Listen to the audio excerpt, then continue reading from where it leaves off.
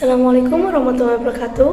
Saya Sofiatul Hikmah dari PAI semester 1 Sekolah Tinggi Agama Islam Al-Musaddiyah Garut akan menyampaikan mazhab dalam fikih. Video ini disampaikan untuk memenuhi tugas mata kuliah pengantar ilmu fikih dengan dosen pengampu Bapak Dawadin MH. Kita mengenal Al-Quran dengan 6.000 ayatnya dan mengenal jutaan hadis Nabi. Tentunya tidak semua orang mampu membacanya, apalagi sampai menarik kesimpulannya. Ada puluhan, bahkan ratusan ulama, ahli dan expert di bidangnya yang bekerja 24 jam sehari untuk melakukan proses ini sepanjang zaman hingga menghasilkan kesimpulan dan rincian hukum yang sangat detail dan bisa menjawab semua masalah syariah yang masih terkenal yang biasa kita sebut dengan 4 imam mazhab. Yang pertama yaitu Abu Hanifah. Nama asli beliau yaitu Nu'man bin Sabit. Beliau lahir pada tahun 80 Hijriah dan wafat pada tahun 150 Hijriah. Beliau berasal dari Kufah, dari keturunan Persia. Adalah pendiri mazhab Hanafi. Dasar mazhab Imam Abu Hanifah yaitu Al-Quran, As-Sunnah, Ijma, Qiyas, dan Ihtisan. Yang kedua yaitu Malik bin Anas bin Abi Amir al-Asbahi. Malik bin Anas bin Abi Amir al-Asbahi adalah pendiri mazhab Maliki. Beliau dilahirkan pada masa Khalifah Al-Walid bin Abdul Malik dan meninggal pada masa Khalifah Ar-Rasyid di Madinah. Ia memiliki kitab Al-Muwatta yang berisi hadis dan fikih. Imam Malik membangun mazhabnya dengan 20 dasar, Al-Quran, As-Sunnah dengan 5 rincian dari masing-masing Al-Quran dan As-Sunnah. Ada tekstualitas, pemahaman zahir, lafaz umum, mafhum mukhalafah, mafhum muwafaqah, tanbih alal ilah. Kemudian ada ijma, qiyas, amal ahlul Madinah atau perbuatan penduduk Madinah, kemudian perkataan sahabat, istihsan, saddu dzara'i, mura'atul khilaf, istihab, masalah mursalah, syar'un man qablana atau syariat Nabi terdahulu. Yang ketiga yaitu Muhammad bin Idris Asy-Syafi'i. Muhammad bin Idris Asy-Syafi'i adalah pendiri mazhab Syafi'i.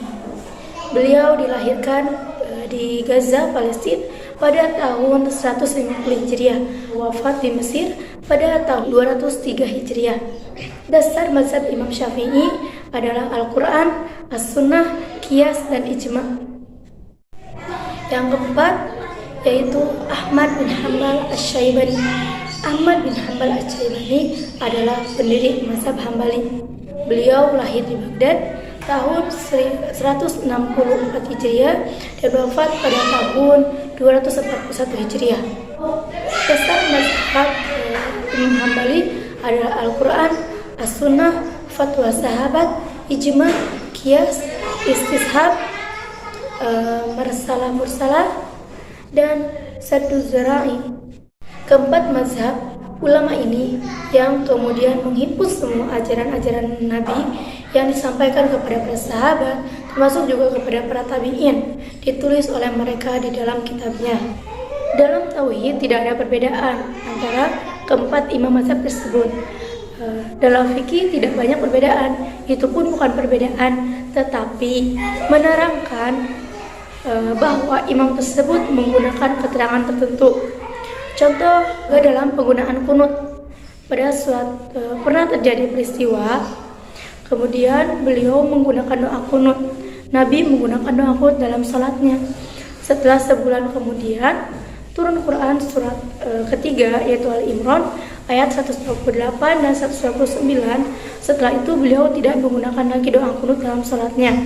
Tetapi doa kunut tersebut Nabi ajarkan kepada cucunya Al-Hasan dan dengan beberapa sahabatnya, dan kemudian ada yang mempraktikannya di witir, di 10 terakhir Ramadan, di salat subuh, dan beliau mendiamkannya.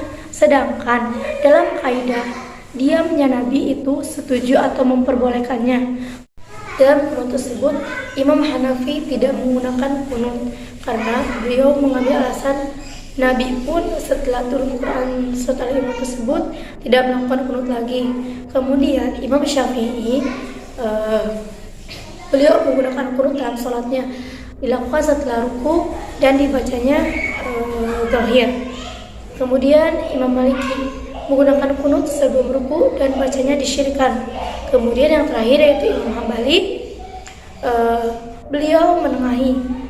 Beliau menggunakan kunut ketika terjadi peristiwa karena menurut beliau membutuhkan doa-doa, maka itu disebut dengan nazilah. Hukum dalam bermazhab, Allah dan Rasulnya tidak mewajibkan seseorang untuk mengikuti salah satu dari ulama.